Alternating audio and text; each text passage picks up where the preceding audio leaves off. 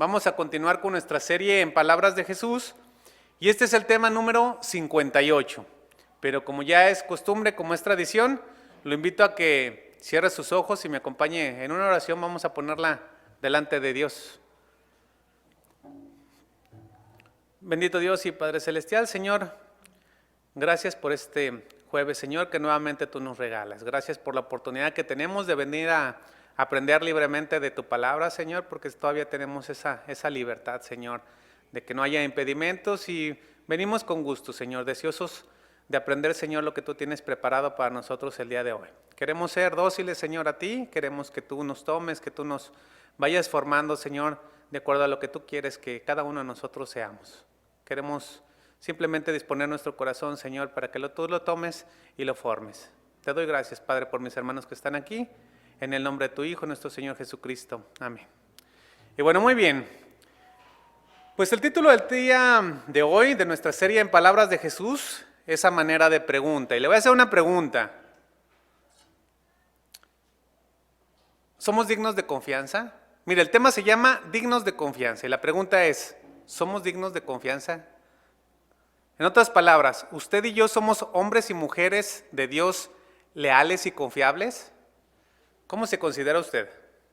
Vamos a ver qué aprendemos el día de hoy. Mire, abra su Biblia por favor y busque Lucas 19:11, donde vamos a encontrar una parábola que curiosamente no leemos mucho, pero es una parábola conocida como las 10 minas. Las 10 minas. Y este es un relato pero muy similar a la parábola de los talentos. ¿Por qué? Porque usted va a ver similitudes muy grandes en ambas parábolas.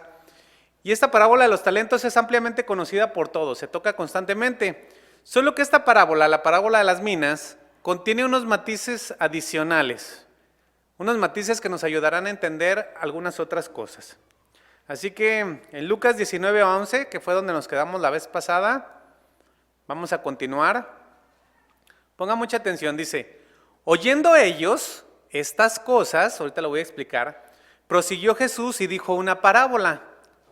Por cuanto estaba cerca de Jerusalén, y ellos pensaban que el reino de Dios se manifestaría inmediatamente. Ahora vámonos por partes. Mire, en este verso que acabamos de leer pasan muchas situaciones. Dice que, oyendo ellos estas cosas, ¿a quién se refiere? Se está refiriendo al pueblo que escuchaba lo que Jesús decía. Mire, ellos escucharon todo lo relacionado al reino venidero, a la vida eterna. Ellos escucharon aquello en relación a la recuperación de todos los que están perdidos, etcétera, etcétera.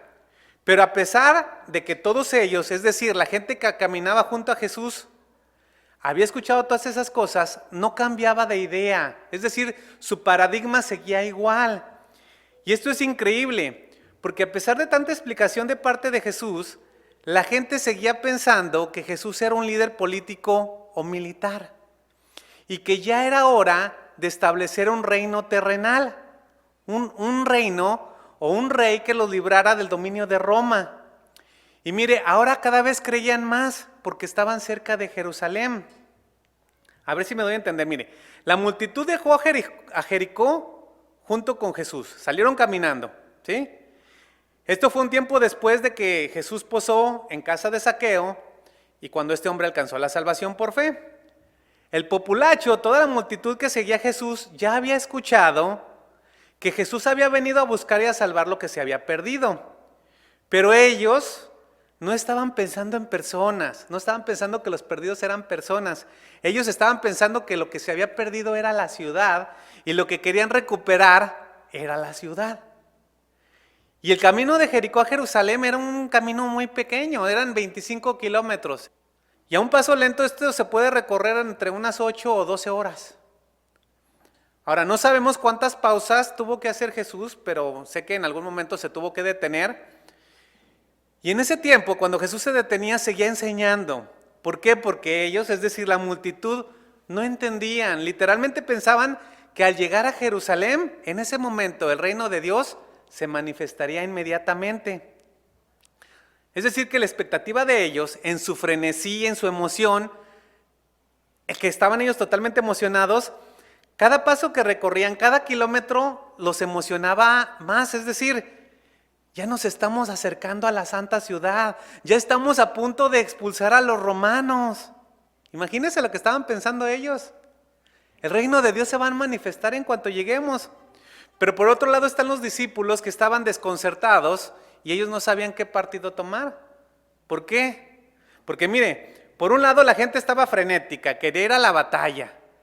Querían que Jesús utilizara todo su poder. Pero por otro lado los discípulos recordaban que Jesús días antes les había dicho que se dirigía rumbo a su muerte. Entonces, ¿se imaginan qué hacen los discípulos? O creen en lo que está diciendo Jesús o le hacen caso a la gente que dicen que van a ir a derrocar a esos malvados romanos. ¿Se imaginan? Era una situación complicada para los discípulos. Y yo creo que ha de haber sido hasta incómodo. Entonces Jesús observa el populacho a la gente y se da cuenta que nuevamente no entiende nada y les da nuevamente una enseñanza por medio de una parábola. ¿Con qué objetivo? Con el fin de corregir las ideas erróneas que ellos tenían. Ahora vamos a las palabras de Jesús en el verso 12. Y mire, siga la lectura con cuidado y espero en Dios darme a entender. Lucas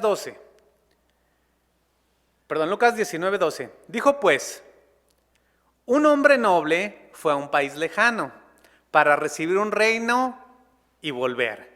Ponga atención en cada palabra. Un hombre noble. Mire, esta parábola es una historia sobre él mismo. El hombre noble es Jesús. Dice que se fue a un país lejano. El país lejano representa su viaje de regreso a casa, es decir, su ascensión y regreso al Padre. Estas son palabras proféticas de Jesús. Para recibir un reino. Es decir, Él se fue para ser exaltado y estar a la diestra del Padre. Sabemos que ahorita está a la diestra del Padre, ¿verdad? Y después dice, y volver. Eso quiere decir que regresará. Esto nos habla de un tiempo, de una demora. Por lo tanto, con estas palabras les estaba dejando en claro que el reino de Dios no se manifestaría inmediatamente como ellos creían, que no era momento de ir a sacar al gobierno romano. Dice Jesús que el reino de Dios tardaría, que Él estaría ausente por un tiempo y que una vez que Él vuelva, va a reinar definitivamente. Y esta es su segunda venida. Mire todo lo que está ahí encerrado en un versículo. Ahora verso 13. Y llamando a 10 siervos suyos, les dio 10 minas y les dijo, negociad, subraya esa palabra, negociad, entre tanto vengo. Ahora todos sabemos lo que es hacer negocios, yo sé que sí. Es más, conozco a algunos de ustedes que son muy buenos para comprar y para vender y saben hacer producir el dinero. Y sabe, me da gusto. Qué bueno que es usted muy laborioso y que genera recursos. Y dice Jesús en esta parábola que a cada uno le dio una mina. Fíjense, a todos por igual. Y una mina era algo así como el salario de 100 días, o más o menos el sueldo de 3 meses. Y les dijo, negociad, es decir, sean productivos, hagan algo útil, no desperdicien el tiempo, inviértanlo bien. Pero algo interesante es que a todos les dio la misma oportunidad, una mina por cabeza. Y esto es muy diferente a los talentos, ¿recuerda? A uno le dio cierta cantidad, a otro otra y viceversa. Bueno, aquí es a todos parejo, bien. A estos 10 siervos les concede una gran responsabilidad. Y aquí vaya anotando las palabras, una gran responsabilidad. Es decir, ellos tenían que hacer rentable la mina, que dejara algo, hacerla productiva. Pero ¿sabe? Lo tenían que hacer por amor, respeto y obediencia a su amo. ¿Por qué? ¿Por qué les estaba dando esta instrucción? Aquí está la mina y vayan y negocien, ¿sí? Pero no les estaba diciendo que ellos iban a obtener un beneficio. Esto tenía que ser para su amo. Y estos siervos, quiero decirle que estos siervos representan a todos los cristianos en el mundo. Entonces, estos siervos representan a todos los cristianos en el mundo, es decir, a ustedes y a mí. Y esto de verdad que es para ponernos a reflexionar. ¿Por qué? Porque para nosotros como cristianos, esto que estamos leyendo debe de ser más que una historia. Usted y yo, si realmente nos decimos cristianos, tenemos que buscar la forma de vivirla. Es decir, de poner esta historia en práctica cotidiana en nuestra vida. Y yo espero que estén de acuerdo. ¿Están de acuerdo? ¿Por qué? Porque los cristianos que vivimos en este tiempo, usted y yo, estamos esperando el tiempo en el que el Señor regrese, porque aún no regresa. Y a ustedes y a mí se nos ha dado una mina. Es decir, se nos han dado los medios excelentes para edificar y extender el reino de Dios y hacerlo producir. Así que este es un llamado a que cada uno de nosotros lo hagamos de tal forma que el nombre de Jesús sea exaltado. ¿Pero qué cree? Nosotros somos bien buenos para hacer caso omiso de la instrucción. Somos bien buenos para desperdiciar el tiempo y los recursos que Dios ha puesto en nuestra mano. Y se nos olvida que algún día el Señor va a regresar y nos va a pedir cuentas de lo que hemos hecho con aquello que nos dio. Y mis hermanos, yo sé que no es fácil, pero nadie dijo que lo sería. Así que mientras esperamos la venida del reino de Dios, debemos de cumplir con la tarea que nos fue encomendada. Y cada uno sabemos cuál es nuestra tarea. Pero regresemos a la historia. Esta es nada más así como para irnos adentrando.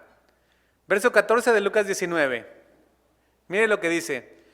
Pero sus conciudadanos, es decir, este hombre rico, fue a recibir el reino, este hombre noble, dice, pero sus conciudadanos le aborrecían, no lo querían.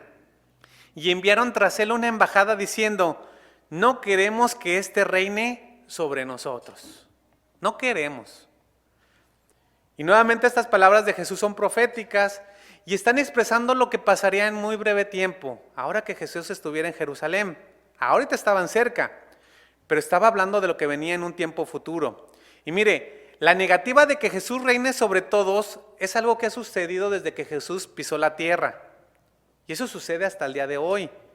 Millones y millones de seres humanos en la tierra, en la actualidad, no creen ni desean que Jesús regrese y reine sobre todos. Pero ¿saben? No lo van a poder evitar. Sin embargo, esto inició con sus conciudadanos, con los judíos, es decir, el pueblo de Israel, representado por los escribas y fariseos, lo rechazaron, lo despreciaron. Y esta embajada, este grupo sectario, pues no lo quería y hasta la fecha no lo quiere. Ellos preferían que reinara sobre ellos cualquier otro, menos Jesús. Y esto se haría evidente mucho más adelante, bueno, no mucho más adelante, en el momento en que Jesús recibió un castigo injusto. Mire, en Juan 19:15, no lo busque, yo se lo leo, dice que la gente estaba enardecida y estaba exaltada por los fariseos y escribas y gritaban, fuera, fuera, crucifícale. Y Pilatos les dijo, ¿a vuestro rey he de crucificar? Respondiendo los principales sacerdotes, no tenemos más rey que a César. ¿Se dan cuenta? Había unos que rechazaban a Jesús, no querían que reinara sobre ellos y siempre dijeron, queremos a quien sea menos a Jesús. Y sus conciudadanos hasta el día de hoy no lo aceptan, no creen en él. Pero saben, ni todo el mundo, ni sus religiones, ni sus filosofías, ni todos los conceptos que manejan, podrán evitar que Jesús, que ya ha sido coronado, que ya ha recibido el reino y que hoy está sentado a la derecha del Padre, regrese por segunda vez como el Rey de Reyes y Señor de Señores. Ahora, yo sé que estoy dando mucha información, espero no se me pierda. Y cuando regrese, nuestro Señor Jesucristo vencerá a sus enemigos y pedirá cuenta. ¿A quién? A ustedes y a mí. Verso 15 de Lucas 19 dice, y aconteció que vuelto él, es decir, el hombre noble, Jesús mismo, después de recibir el reino, mandó llamar ante él a aquellos siervos a los cuales había dado dinero para saber lo que había negociado cada uno. Ahora yo creo que todos sabemos lo que significa estar bajo la autoridad de alguien, ¿verdad que sí? Y también sabemos cuando somos llamados a cuentas. Y si hicimos lo correcto, pues vamos a estar tranquilos. Pero, ¿y cuando no hacemos lo correcto, cómo estamos? Inquietos, impacientes, pensando en qué pretexto voy a poner porque no hice lo que tenía que haber hecho, ¿verdad? Pues así estaban ellos, mire. Estos versículos engloban nuevamente a todos los cristianos, a todos los creyentes y a los de todas las épocas. Y el Señor nos va a pedir cuentas. Verso 16, vino el primero diciendo, en el verso 16, Señor, tu mina ha ganado 10 minas. Eso fue todo lo que dijo. Y mire, me gusta la forma simple de expresión de este siervo. Él no se jactó, él no presumió, no hizo alarde de los éxitos y ni siquiera mencionó la estrategia que utilizó para ganar más recursos para el rey. ¿Para quién eran los recursos? Para el rey. Él con humildad se postró e informó con respeto: Señor, esto es tuyo y he ganado otras 10 minas para ti. Y mire, de manera indirecta le está dando el mérito y el reconocimiento al rey por crear un ambiente propicio para negociar o para producir. Él jamás dijo: no, es que soy tan inteligente que he creado una forma para hacer negocio. No, Señor, aquí está lo tuyo. Y mire la respuesta en el verso 17. Y él le dijo: está bien, buen siervo, por cuanto en lo poco has sido fiel, tendrás autoridad sobre 10 ciudades. Autoridad sobre 10 ciudades. ¿Cómo ven? Entonces sí hay recompensas, ¿verdad? Autoridad sobre 10 ciudades, sí hay beneficios. Y mire, esta es la respuesta que necesitaba Pedro, que vimos hace unas enseñanzas pasadas, que en una ocasión le había dicho a Jesús: Señor, nosotros te hemos seguido, hemos dejado todo. Entonces, ¿qué tendremos? ¿Recuerdan? Pues ahí está la respuesta. Sí hay bendiciones, sí hay recompensas.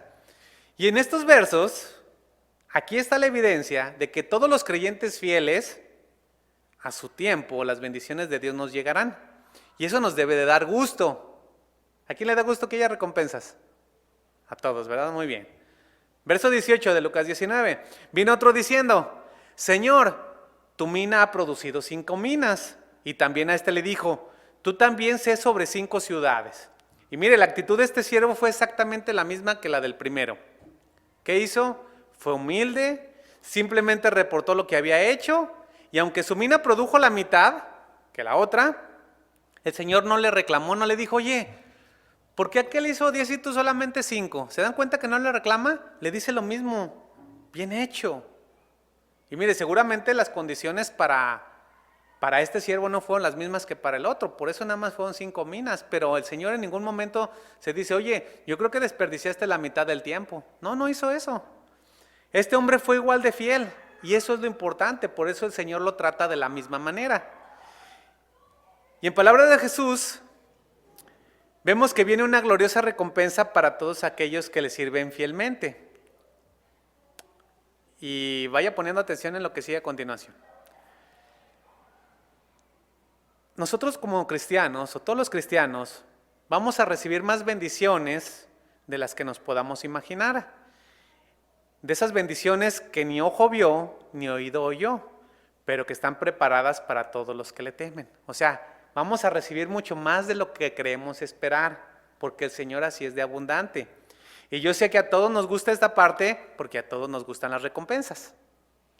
Pero quiero decirle que no se emocione tanto, porque aquí es donde viene el equilibrio. Mire, la salvación es gratuita, ¿estamos de acuerdo? La salvación es intocable, ahí está. Y las recompensas llegarán a su tiempo. ¿Cómo? Como el Señor las conceda. Pero, y este es un gran pero, debemos de tener cuidado de hacer las cosas como para el Señor. Aquí es donde nosotros tenemos que analizar nuestro corazón y el por qué estamos haciendo las cosas. Tenemos que hacer las cosas como para el Señor, y no porque vamos a recibir recompensas, no porque vayamos a recibir una paga. ¿Por qué? Porque si no el objetivo se va a perder. ¿Por qué? Porque por andar pensando en las recompensas, muy seguramente ya no vamos a hacer las cosas con amor y con gozo. ¿Por qué? Porque las haremos esperando recibir un pago.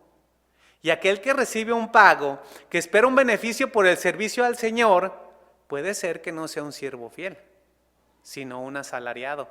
Y ahí es donde tenemos que analizarnos. Y mire, estas palabras pueden parecer unas palabras fuertes, pero son una realidad. Y mis hermanos, esto cada uno de nosotros de manera muy particular lo sabemos. Pero tenemos que analizar cuál es nuestra intención, por qué hacemos lo que hacemos y cuál es la recompensa que estamos buscando. Porque si no lo hacemos para darle la gloria y la honra a Dios, créanme que estamos fallando en el propósito. Saber que tendremos recompensas es bueno, es agradable, pero que sea el Señor el que nos las dé y no que seamos nosotros los que los estemos buscando. Porque mire, hace tiempo, en alguna ocasión, ya pasó tiempo, platiqué con alguien que por cuestiones del ministerio empezó a recibir un apoyo económico. Y obviamente estaba recibiendo un apoyo económico por su servicio al Señor, y eso está bien, o sea, está bien. Solo que le comenté algo, le dije, mira, que este recurso adicional que estás recibiendo no sea parte de lo que tú tienes programado para tus gastos corrientes. Es decir, si tú lo tomas en cuenta como algo que te debe de llegar, como una recompensa al trabajo que tú estás dando al Señor, vas a pensar en cómo usarlo, en cómo gastarlo, se va a hacer parte de tu ingreso. Y en vez de ser una bendición, algo extra, terminará siendo un sueldo más. Y entonces ahora vendrás a la iglesia a hacer lo que tienes que hacer, si no perderás el pago. ¿Ya se dieron cuenta? Ahora, ¿qué pasaría si el Señor te quita ese pago? ¿Seguirías sirviendo de la misma forma? ¿Sí seguirías sirviendo de la misma forma? ¿O lo harías solamente si cobras por tu trabajo? Tenemos que reflexionar, ¿no? Porque mire, yo conocí a algunas personas, y bueno, ya no están aquí, pero estuvieron aquí, que venían a cobrar por su trabajo. Y fue muy lamentable. O sea, no me das, yo no vengo. Qué tristeza, ¿no? Qué lamentable. Y hasta aquí la parábola pues va bien. Aquí vemos a dos hombres fieles que por amor, por respeto, sabiendo cuál era su responsabilidad, hicieron lo que tenían que hacer. Continuamos en el verso 20. Y aquí está el que no supo qué onda. Vino otro diciendo, Señor, aquí está tu mina, así de fácil, la cual he tenido guardada en un pañuelo, porque tuve miedo de ti, por cuanto eres hombre severo, que tomas lo que no pusiste y ciegas lo que no sembraste. Miren, en palabras de Jesús vemos la descripción de un hombre flojo, infiel, traicionero, hipócrita, y la verdad no sé cómo más lo podamos describir. Es más, ya no tengo adjetivos calificativos. Pero vea lo que hace, regresa ya al verso 20. Señor, aquí está tu mina. Eso es todo lo que hace de entrada. Cualquiera puede pensar que dentro de todo pues estaba bien o no estaba tan mal. Es decir, no se la robó, no la malgastó. Incluso podemos decir que fue honrado porque regresó la mina. Pero en realidad este siervo no hizo lo que tenía que hacer porque se le confió este recurso con el objetivo de hacerlo productivo. No era para que la guardara. En otras palabras, él estaba deliberadamente desobedeciendo la instrucción, una orden explícita por el hombre noble, es decir, por Jesús, que le dijo en el verso 13, negociad entre tanto vengo. Entonces, ¿qué estaba haciendo? Desobedeciendo. La instrucción fue, hagan negocios, sean pragmáticos, prácticos, sean productivos, hagan rentable lo que les di. Y en todo este tiempo, este hombre, al que se le dio esa mina, solo se dedicó a haraganear, tal vez, a ver Facebook, TikTok, Instagram, películas, etcétera, etcétera. Es decir, no hizo ningún esfuerzo. Él fue indiferente y perezoso. Él no quiso hacer nada con los recursos de su amo. Pero sabe, no solo eso, también fue descuidado. Le dijo, ahí está tu mina, la cual he tenido guardada en un pañuelo. ¿Cómo que en un pañuelo? ¿Dónde se ponían en ese tiempo los hombres los pañuelos? En la cabeza, imagínense, un pañuelo sudoroso que usaban para taparse el sol. ¿Cómo que en un pañuelo? No es posible. Las cosas de valor, ¿dónde se guardan? En un lugar seguro, ¿no? En el lugar más seguro del que se dispongan. Y en ese tiempo, por lo general, las cosas de valor pues se enterraban o se escondían. Ni siquiera quiso enterrarla, la puso en un pañuelo sudoroso. Y este hombre descuidado lo dejó ahí, sobre un pañuelo, corriendo el riesgo de que además se lo robaran. Imagínense, no le interesaba nada. Así que este siervo no solamente era infiel, fue todavía más allá. Verso 21 de Lucas 19. Mire lo que hace. Ahí está tu mina porque tuve miedo de ti, por cuanto eres hombre severo, que tomas lo que no pusiste y ciegas lo que no sembraste. Mire, esta era una suposición de su parte. ¡Qué descaro! Esto es autodefensa. Ya estaba ahí a la defensiva este hombre. Chin, ¿qué le digo? ¿Qué le digo? Ya me tocó el turno. Así que acusó directamente a este hombre noble de ser duro, estricto, abusivo, de ser en extremo severo, y ahora lo está culpando y le dice, es tu responsabilidad. Si tú no fueras así de duro, no, pues a lo mejor yo habría hecho algo, pero mira, te tengo miedo. A veces así actuamos.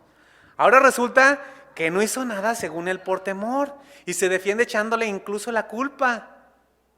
Le echó la culpa a aquel de quien solamente había recibido beneficios. Señor, tú eres el culpable. Y todavía lo acusa. Yo soy honesto, mira, te regresé tu mina, pero tú eres un ladrón, Señor, que tomas lo que no pusiste y ciegas donde no sembraste. ¿Qué tal este siervo? Acusó a su amo de robarse las cosechas. Así que este hombre era un siervo sin amor a su amo. Él simplemente le servía por los beneficios que obtenía, pero no lo conocía y no tenía una verdadera relación con él. Es decir, su comunión estaba en ceros.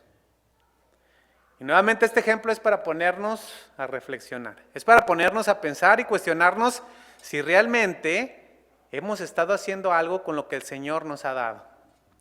Y miren, mis hermanos, servir no es tarea fácil.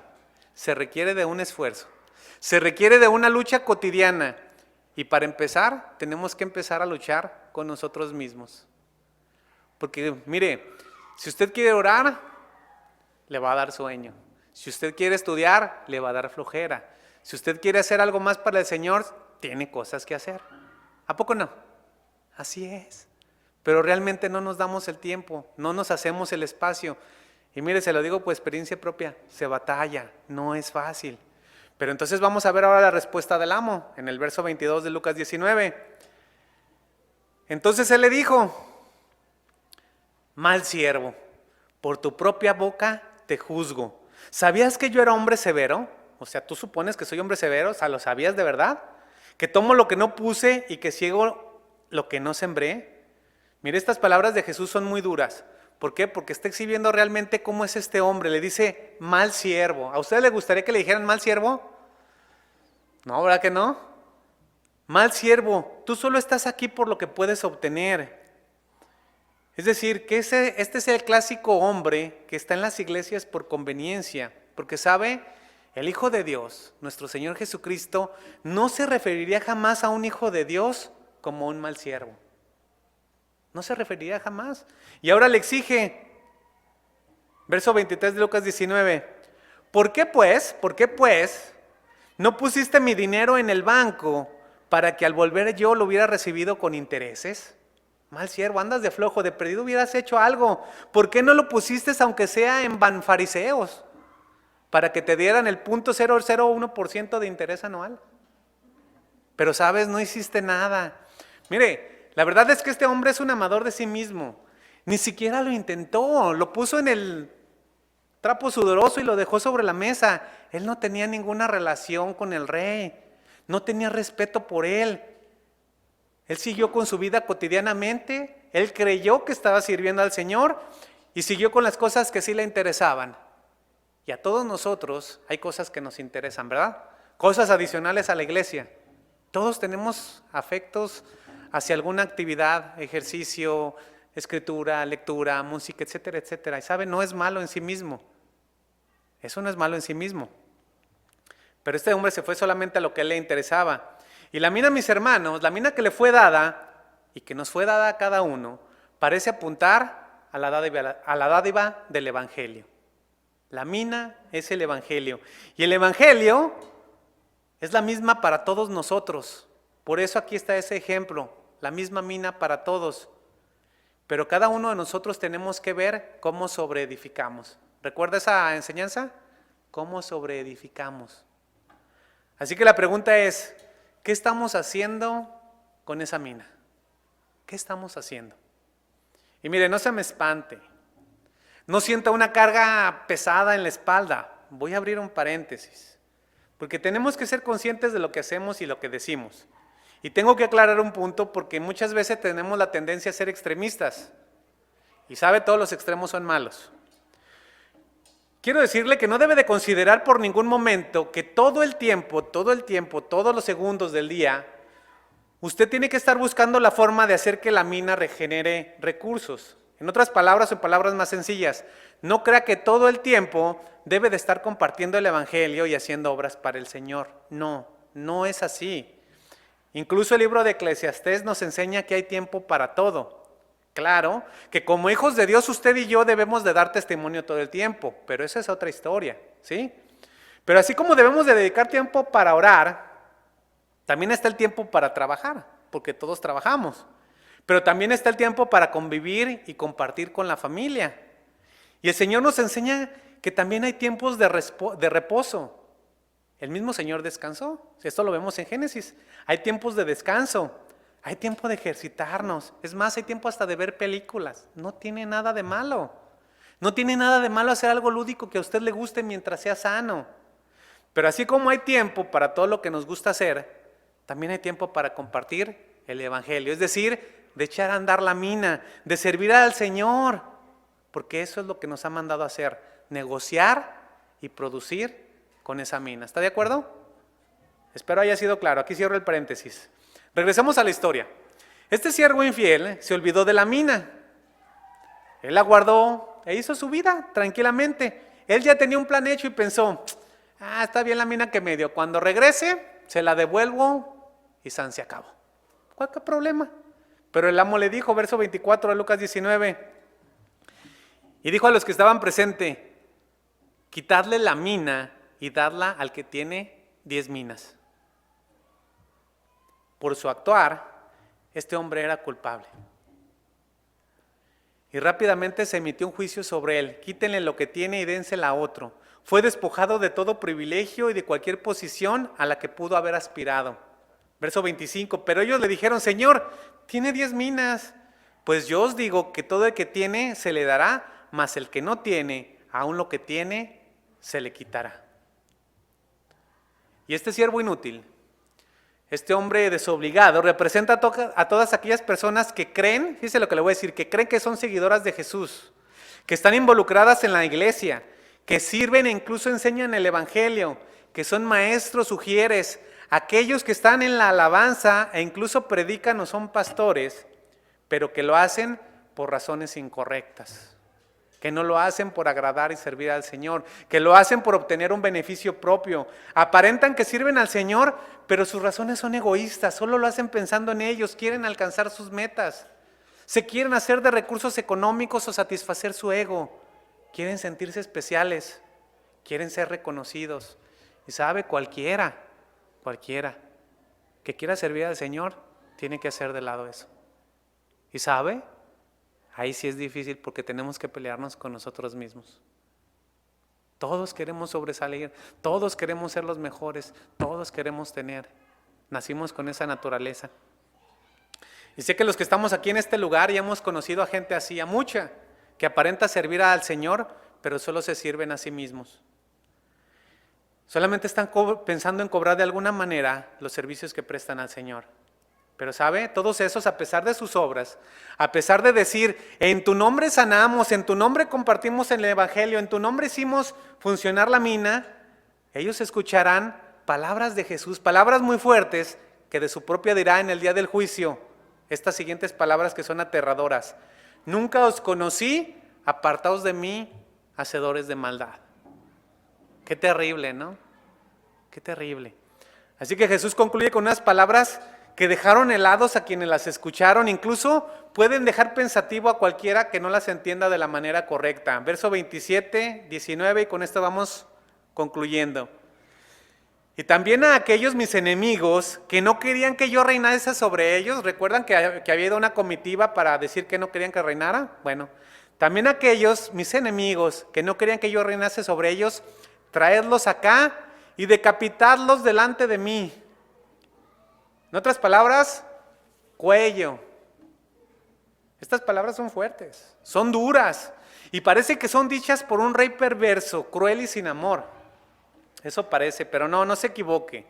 Aunque parece que son una venganza, cuando dice, traed a mis enemigos y decapítenlos en mi presencia, no es así.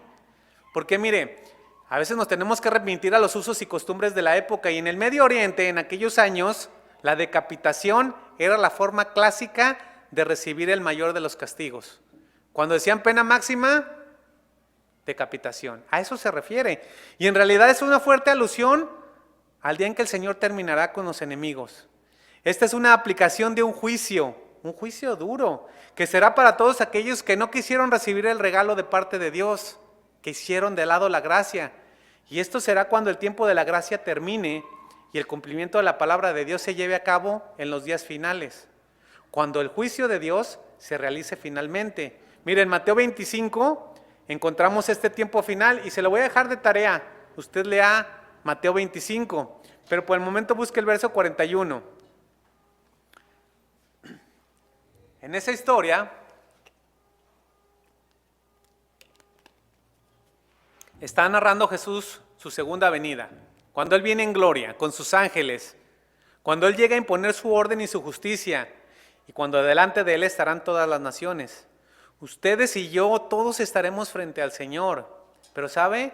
Él va a separar a uno de los otros, a las ovejas del lado derecho y a los cabritos del lado izquierdo. A las ovejas, es decir, a los cristianos, nos llevará a su casa, porque ya ha preparado morada. Ya existe una habitación para usted y para mí, para todos los que creemos en el Señor. Pero a los cabritos, ¿qué les pasará? Ahí está en el verso 41 de Mateo 25. Entonces dirá también a los de la izquierda: apartaos de mí, malditos, al fuego eterno preparado para el diablo y sus ángeles.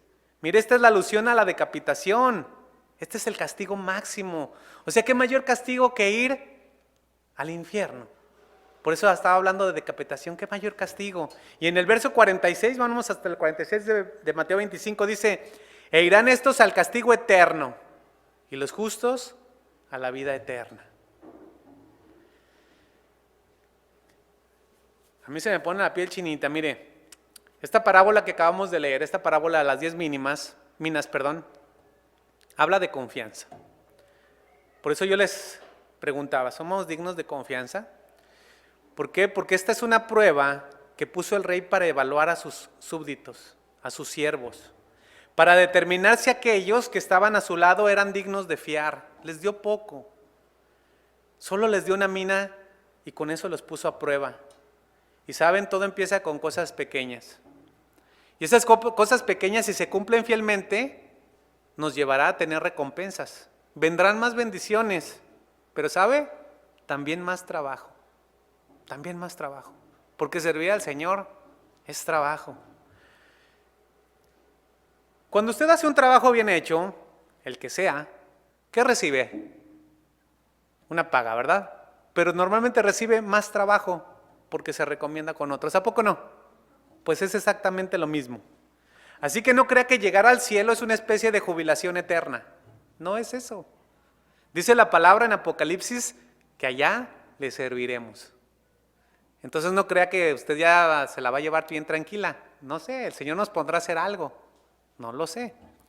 Pero el mayor cumplido que nos puede hacer Dios a ustedes y a mí es darnos cada vez más responsabilidades. Es darnos cada vez más trabajo. Y yo sé que a muchos, y soy el primero en levantar la mano, nos atemoriza eso. Pero es más trabajo. Pero ¿qué vamos a hacer, mis hermanos, si Dios nos demanda que trabajemos más porque tiene confianza en nosotros? ¿Qué vamos a hacer? ¿Diremos que sí o diremos que no? ¿Qué haremos? Porque al que más tiene, más se le dará. Pero al que no tiene, aun aquello por lo poco que cree que tenga o que un día pensó que tenía, se le quitará. ¿Somos confiables? Vamos a orar.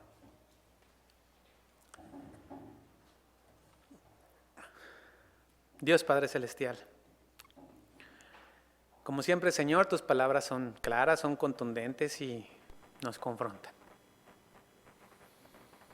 Muchas de las veces creemos, Señor, que pues con el simple hecho de decir que creo en ti es suficiente, Señor, pero tú nos has llamado a ser productivos.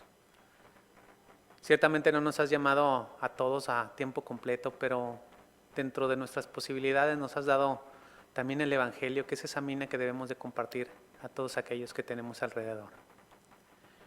Que tenemos que producir, que tenemos que trabajar, Señor, que tenemos que prepararnos, que tenemos que dedicar tiempo para estudiar y aprender de tu palabra. Y muchas veces pues nos da flojera.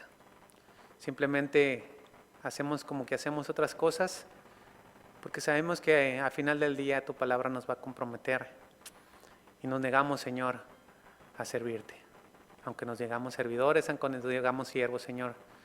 Y muchas de las veces preferimos que estén otros, Señor, cuando tú nos llamas a cada uno de nosotros a una actividad. Perdónanos, Señor, si nos hemos hecho de lado, si ya no queremos servirte, Señor, pero Sabemos que tú en tu palabra nos estás corrigiendo. Te pedimos, Señor, que nos des esas ganas, ese deseo y que nosotros nos esforcemos y seamos valientes, Señor, para continuar con aquello que tú nos estás demandando. Te damos gracias, Padre, y te pedimos que nos lleves con bien a nuestros hogares. Bendice a todos mis hermanos que están aquí presentes y a los ausentes, Señor.